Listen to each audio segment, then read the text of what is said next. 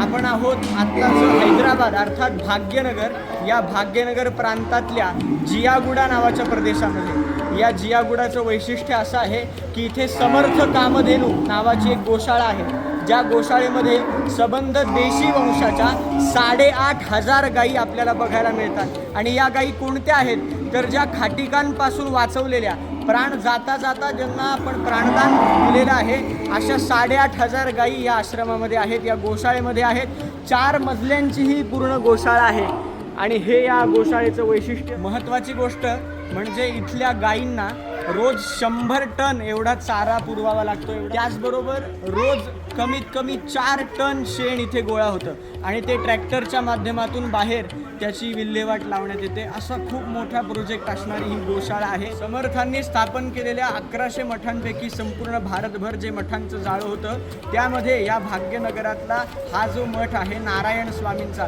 या मठामध्ये समर्थांनी स्थापन केलेला मारुतीसुद्धा आहे आणि समर्थांच्याच एका मठाद्वारे हे गोसेवेचं दिव्य कार्य होत आहे। तेव्हा खरोखर श्री समर्थांना आणि त्यांच्या सर्व शिष्य परंपरेला मनापासून वंदन। जय जय रघुवीर समर्थ।